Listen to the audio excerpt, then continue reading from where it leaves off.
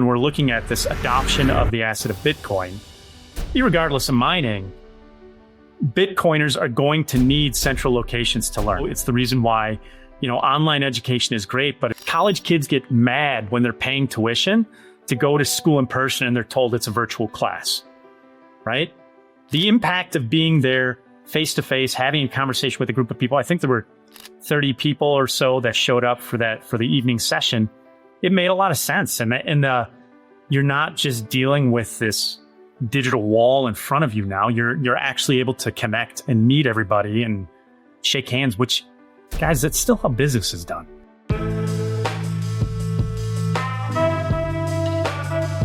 Welcome back to the Compass Mining Podcast. I am joined by the one and only Brad James from Mining with Brad, the miner, the miner mastery. Is that right? Is that right? What do you, Miner Mastery The Live? Micro Minery, the Micro Minery Club. Yeah, the I'm Micro so sorry. Minery Club, Yeah, the original virtual Build-A-Mine bootcamp. Yeah, all that good stuff. Yes. There it is. We're just keeping that. I'm not doing that again. I'm sorry. It's a Freudian slip. You do a lot of stuff with mining, Brad. I'm super excited to have you on. And I wanted to ask you all these questions, but we just hit record because that's what we're doing here. Talk to me about Denver. You were just there. I think you were there. How long were you in Denver? It's like a land record, like not even a day. Hours. No, it was more than a day. I got in Wednesday night, left Friday morning. So it was, it was a 36 hour. Not as fast as Curtis. Curtis was in and out, I think, in less than 24 hours. So there's your land record guy. He does the speed land records into Denver. I wanted to have you on the pod today to pick your brain from a third party who's also deep in mining to talk about your experience with this space. And I know for a fact that you weren't just at the space at night to hop on stage where you were on with Shannon and Curtis. You were there in the morning. You were hanging out in Denver. What's the overall, just if someone asks you and they're like, hey, because maybe they've been to Bitcoin Park, maybe they've been to other, the Pub Key, they've been to other places. What would you say about Denver right now, and especially obviously with a focus on the space? Well, first of all, here's a couple things. One, Denver's changed a ton. The last time I was there, I think it was maybe 10 years old, right? And so I was expecting to show up and for it to be similar. It's very, very different than 30 years, 20 some odd years ago. That's nuts. Don't do the math. It's dark. Don't do the math. It's dark. Yes. It's dark. I will say this, getting in and out of Denver was much easier than I thought it was going to be. The only challenge, I think, is that if you're doing it the first time, and I'm putting together a blog, and so it explains instructions, everything else, because I took pictures along the way so people could see, hey, look for this stuff, because right now the airport's under a ton of construction, and odds are that's probably not going to change. Just based on the trajectory of that airport, I think they're doing a lot more international flights, connecting flights, et cetera, et cetera, et cetera. So getting in and out, though, was actually quite easy once you get the hang of it. Couple things that I would recommend is I was buying the paper tickets, and I can show you one, but there's actually an app that I didn't get a chance to dig into, but I think that'll be pretty helpful. And then once I got into town, especially because I was down by Union Station, there's a ton of stuff to do. And I think it's really just an overall a city in flux and transition, which means you're getting a lot of new experiences and everything around that downtown area where Coors Field is. There's a bunch of food, some microbreweries, all that good stuff. But I think overall, if you were going there, what I wish I had done, honestly, and you and I talked about this, is I wish I had taken maybe an extra day or two to just walk around and hang out in the city as a whole, and actually spend maybe even a little more time at the space outside of that to just get a better handle on who's showing up, everything else, because they've got 80 members. I did not see 80 members, but I also know that part of that membership is they've got a crew coming in from Breckenridge once in a while that drives in, which I think is 30, 40 minutes away. They've got some people who come in every once in a while for an hour, right? They've done a really good job of outreach in a city that is it can't be the size of Milwaukee. It's got to be probably, maybe a little bigger when you talk about it, but it's probably equivalent in size when I found out there's 4 or 5 million people in Colorado max. So it's one of those small towns where there's enough activity, but you're not stressing about getting stuck in traffic.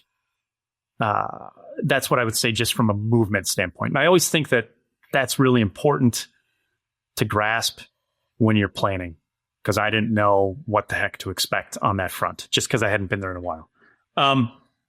Specifically at the Space, though, Space was the second to last stop to getting downtown. So literally the Space is 10 minutes, 20 minutes from downtown. If you're 20 minutes, if you're an Uber, it's 10 minutes. If you walk to Union Station, 10-minute train ride, and that's running every 15 minutes. And so the Space then from the train station is probably about 5 to 10-minute walk, depending on how fast you move. But it was really interesting to show up because the Space is actually in the middle. Used to be an old marketing agency, is what Wyatt explained. And the way it's designed, you can definitely tell that it's been used in that function for a long time, just based on the design of it as a whole. Now, the cool part about it is that there was somebody there, I think from 7 a.m. till whenever we left at 9. So that was kind of nice. And it's coded, it's locked. You have a code to get in, or they have to let you in. The neighborhood itself seems to be a fairly decent neighborhood, so walking there was easy. The weather was beautiful, so I didn't mind, because up in, north of the ice wall, it's still cold up here, and we don't have sunlight, so I thoroughly enjoyed that. What else, man? I think overall, if you're at the Space and if you haven't tuned in, it's worth a trip out there. And we've talked about this on Talk Mining Tuesdays, right? Like, all of these physical locations are really, really important to support the growth and adoption of Bitcoin and the asset class as a whole in general for the lay people or the people who are not familiar with it. And I think having a physical location like this, like that there is in Denver, in Nashville, in Austin's got one, the Commons, right? PubKey, all of those individual locations, I think are really necessary. And so much so that I almost feel like every metropolitan area needs to have something. Almost think of it like a couple ways I thought about it. It becomes the chamber of commerce for Bitcoiners in that geographic location, if you're familiar with the chamber and how that works, or it becomes the information desk or the tourism desk for Bitcoiners in those areas. Does that make sense? Yeah, that does make sense. I always felt like these type of Bitcoin Citadels that are popping up, and you called out the Commons, PubKey, Bitcoin Park, and now the Space in Denver. I always felt like they're kind of, and I need to put out there, I've only actually been to the Space. I have not been to Bitcoin Park. I was like next door, and I just didn't have the time in Nashville. I couldn't go. It's okay. I feel like they're part of when you go to Planet Fitness and you pay and you can like go in any city, because it's more or less the same conversations. It's going to look a little bit different. There may be a different modus operandi, but it does feel like that network is growing. I actually don't know. I think there's something that's more blockchain focused, less like just strictly Bitcoin in Boston.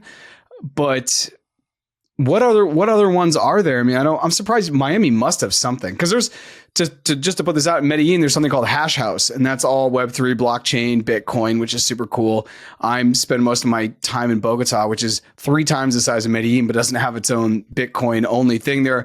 There's like a Bitcoin pizza shop, which is like kind of known in Bogota, for example, but there's not something like that. Where you are in Milwaukee, is there something that's like a Bitcoin Citadel? I'm assuming not, right? No, there isn't.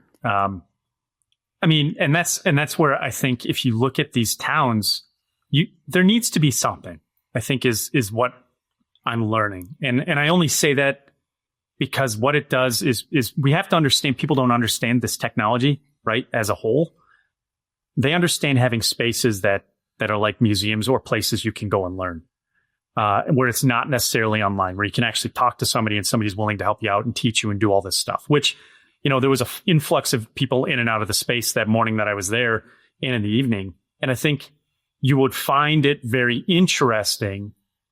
Think of it like some of the co-working spaces that are open out there that are very specialized. I know they exist, but they don't exist in the faction of maybe innovative technology the way it is now, right? co-working as a whole was something that was big prior to COVID. I don't know if you remember, the whole WeWork thing was huge and they got big real fast. And then the ones that survived actually focused in on a certain subset or a certain niche inside of that co-working. And that's what I think this is. And whether it's Bitcoin or blockchain or whatever it needs to be, there should be something in at least every metropolitan area for a variety of reasons, right? Because people still want to have the human interaction, even though this is quote unquote a trustless network.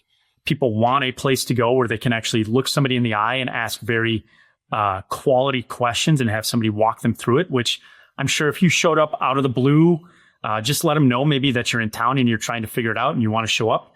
It would be a great place to take somebody who's not familiar with Bitcoin to say, hey, I'm not the only one, not the only weirdo who believes in this stuff, right?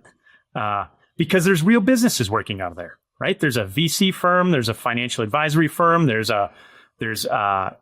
Tyler works out of there, and there's a whole bunch of other companies that work out of there, and they're Bitcoin advocates, Bitcoin promoters in some way, shape, or form. They're not necessarily working in Bitcoin 9 to 5, right? And that's where I think with these hubs that have specific topics that they're covering, it's important to have that be available and not like a lot of the meetups, they end up at a bar or they end up, right? Like those institutions that are constantly supporting those endeavors could become the centerpiece of it or the centers, but that's not the core, right? So do you supply the technology or the venue and the venue is just consistently and adopts Bitcoin, or is Bitcoin the focus and eventually adopts external things that are trying to tie into Bitcoin, right?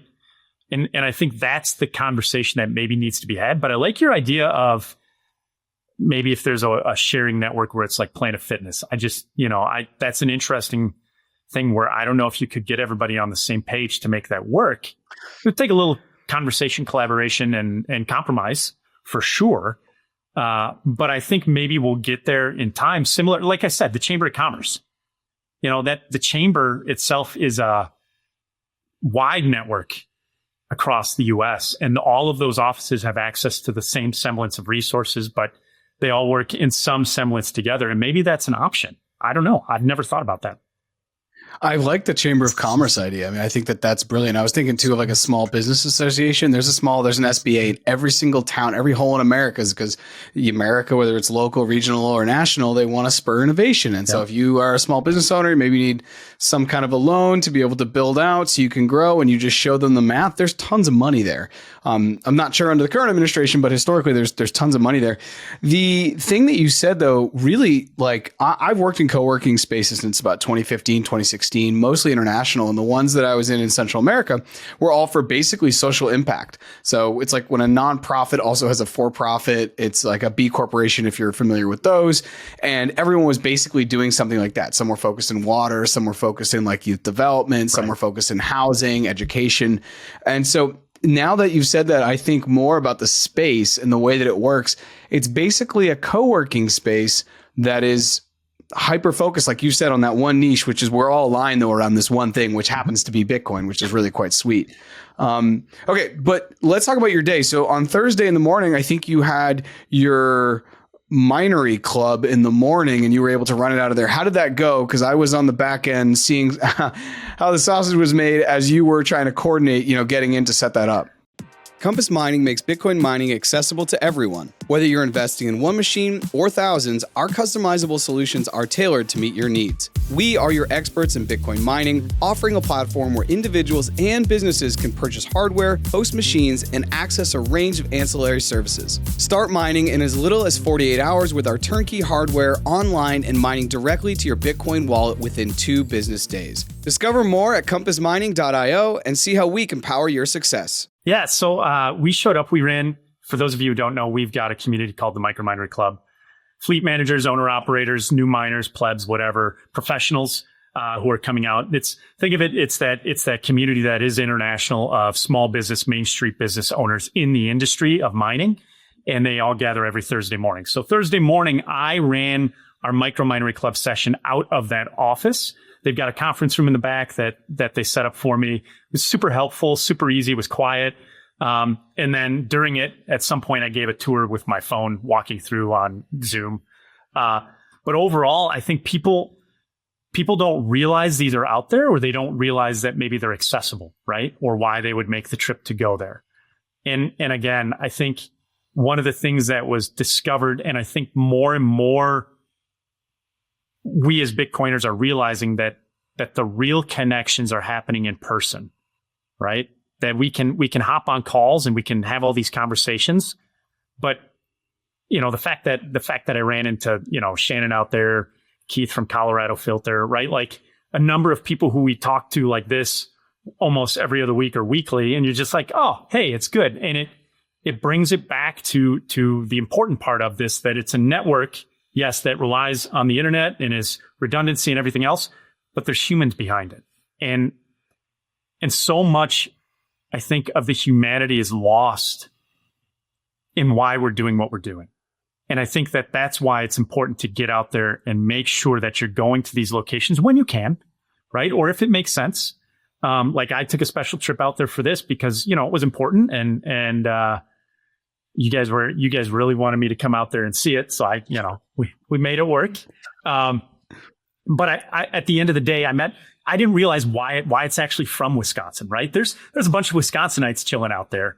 And I was like, oh, cool. This is, Wisconsin West, sure, for lack of a better term. And I think overall, when I look back on it, I go, now I really want to make it a tour to go to all of these places and try and help build the bridges, because I think so much of what's happening can be integrated into those physical locations, and it becomes a hub and spoke mentality, right? And at the end of the day, when we're looking at this adoption of the asset of Bitcoin, regardless of mining, Bitcoiners are going to need central locations to learn. I mean, it's the reason why tech schools popped up a long time ago. It's the reason why, online education is great. But if people college kids get mad when they're paying tuition to go to school in person and they're told it's a virtual class, right? The impact of being there face to face, having a conversation with a group of people. I think there were 30 people or so that showed up for the evening session. It made a lot of sense. And you're not just dealing with this digital wall in front of you now. You're actually able to connect and meet everybody and shake hands, which, guys, that's still how business is done. I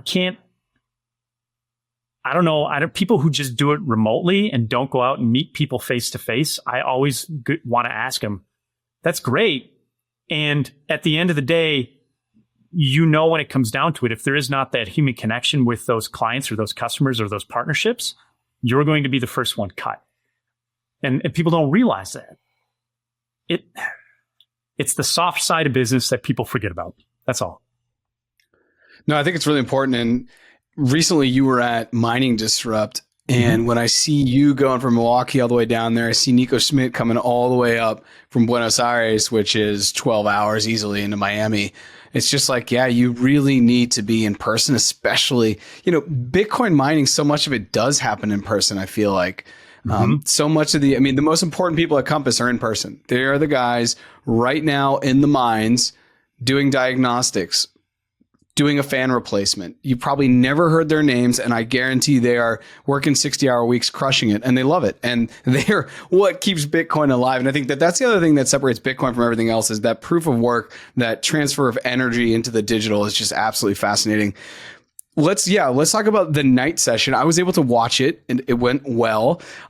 You obviously, Shannon and Curtis are naturals up there. You and Shannon being really good friends, and Curtis is a good MC. What was there any takeaways there? I'll formally apologize to Curtis because he thought everybody thought he was rude that night, and he wasn't at all. We were just poking a little fun. Was he? What? Well, why did people think he was being rude? Well, didn't you see? I mean, he dropped the drink on the ground, like things that he couldn't control, and so that was just the running joke all night. So, Curtis, okay, you're not rude at all. It seemed. I was just listening to it too. I wasn't watching it, so it was like a live podcast, if that makes sense. Yes. But I thought it went well. There was a good question, and now I'm blanking on it, obviously because we're on mic. But there was a pretty good question around, because you guys dove into the challenges, right? And I love how you say, and I say it now, I stolen your line, right? I stole your line. I'll have to give you some. So I always give you credence when I say, hey, this is Brad's line. But I like what you always say, hey, not if something will happen, when things happen. Mm-hmm. Because I just think it sets the right tone for anyone in this industry. Stuff is going to go wrong. So then what? I feel like there was a good question, now I'm blanking out, but you guys really were pretty open about some of your challenges and some of the stuff that's currently happening. And Shannon was, pretty forthwith with, hey, these are the things that are currently on the horizon. This is how we're trying to handle them. Was there anyone after who kind of pulled you aside and said, hey, this has happened, or, this is some alpha I need? Or did you get any alpha off mic? Because, for everyone watching, we only saw really what was on mic. Yeah, even when we were going through it, part of what would be cool is if there was a camera looking at the audience maybe a little bit every once in a while. I agree. But there was a lot of interaction with the audience, right? That I think when you're describing this, if anything, here's what if anything, the individuals in the audience who are facing challenges, who feel like they have to be like Amazon, right? Jeff Bezos, we always joke about it. Thank you, Jeff, for making everybody feel like they have to have instant gratification and be perfect all the time. You don't. And I think that, and it's not possible with this stuff, right? And I think at least the biggest thing from an aggregate is everybody who was there in person was going, hey, this is making me feel a little better, and was alleviating anxiety. Because there's enough pressure in this industry as is, from market conditions, from clients, from everything else, and navigating that all the time, whether you're an owner operator, a service provider, something, it's going to break. And when it breaks, just know you're never alone, because we've all dealt with something, right? I talked about the big thing that I should have let Shannon give his first, but he said he couldn't compete with the fire. And the fire was a good one. That was I never heard you talk about it. I knew that that had happened, but I never heard you go into detail. So also shout out for everyone to go watch this. Well, you should have it up on YouTube, hopefully by the time you're listening to this as well. Yeah. I think that's the biggest thing. And the other part of it that's on the back end of it, this is why we built the Micro Minery Club. Like one basic thing that we've done that we can prove over and over and over again is when crap hits the fan, the Micro Minery Club picks each other up and helps everybody out, right?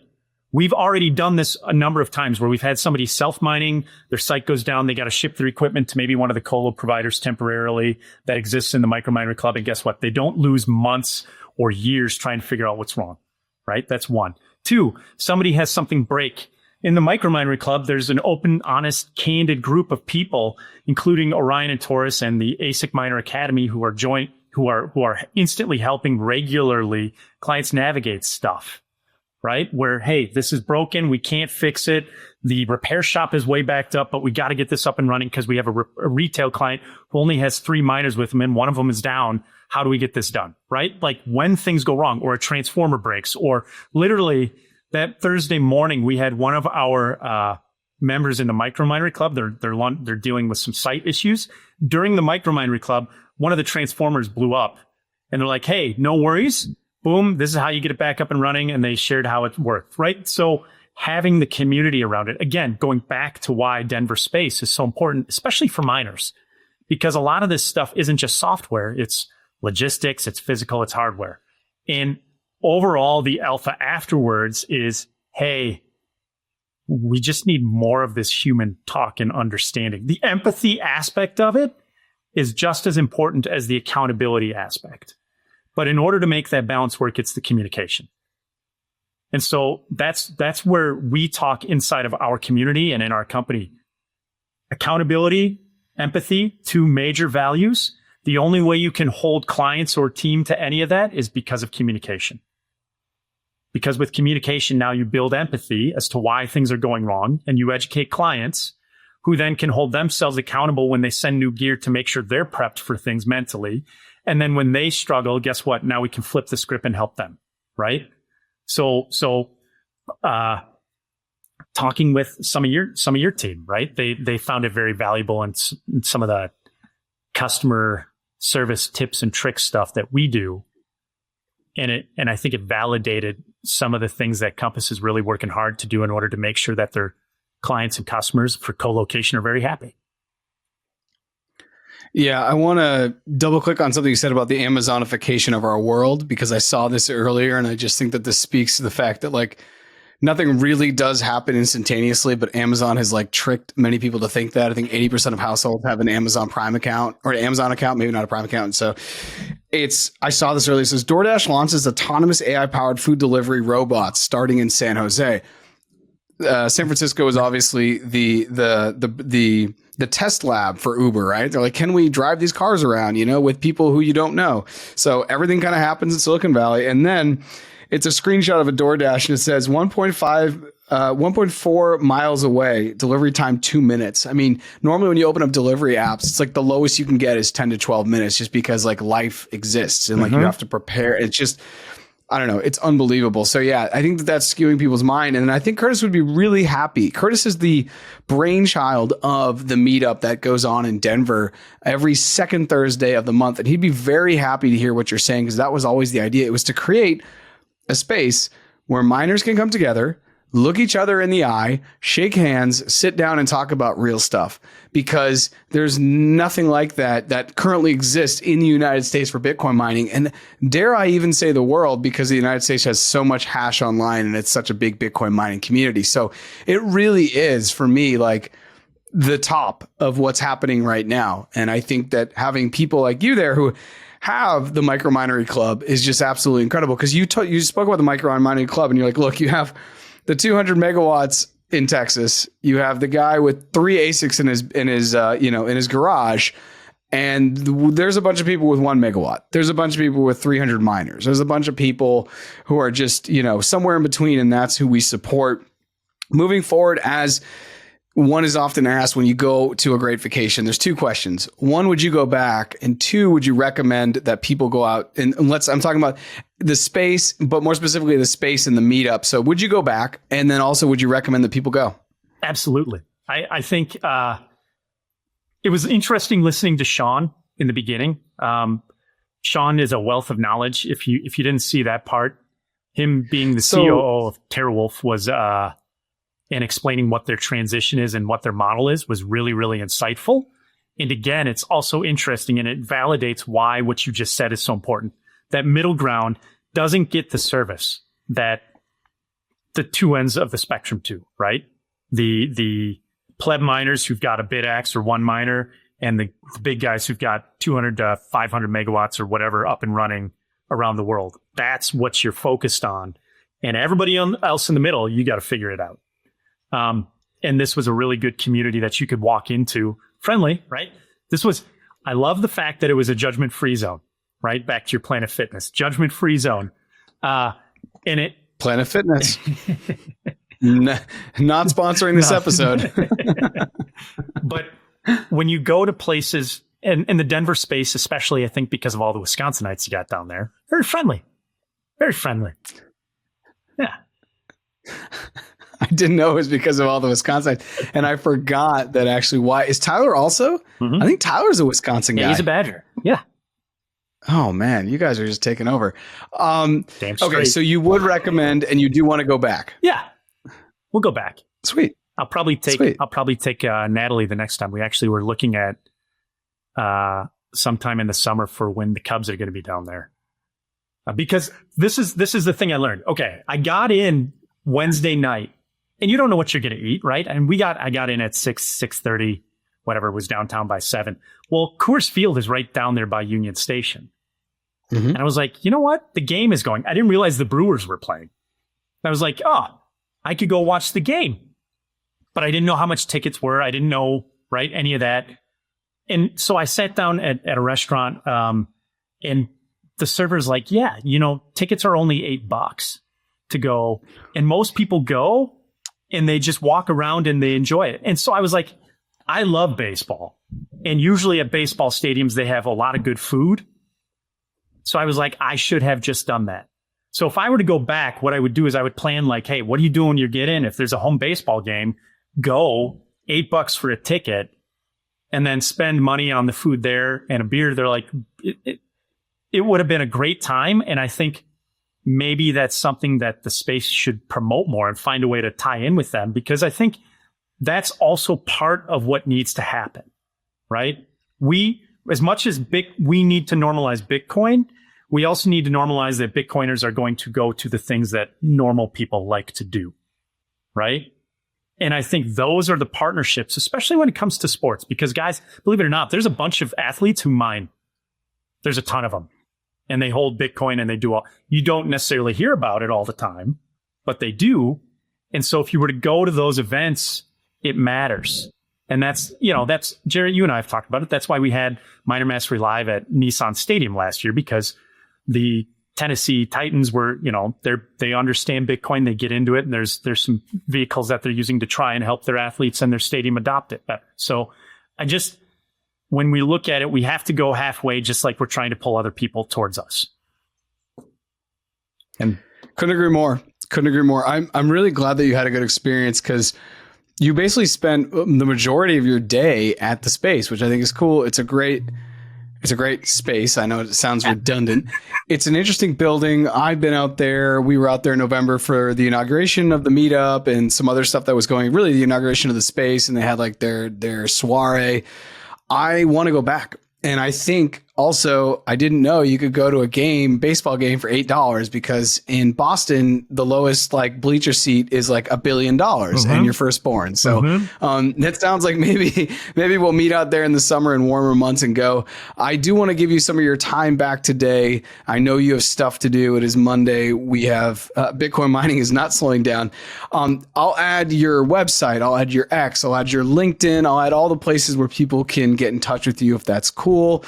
If you're watching this on YouTube, subscribe. Listen to this on a podcast platform. Please subscribe. Make sure you're following Compass Mining on X, LinkedIn, and YouTube. And Brad, thank you so much for hopping on and talking to us about your first and not your last experience going to a meetup at the space. And make sure you tune in every Tuesday night with Jarrett and me on X.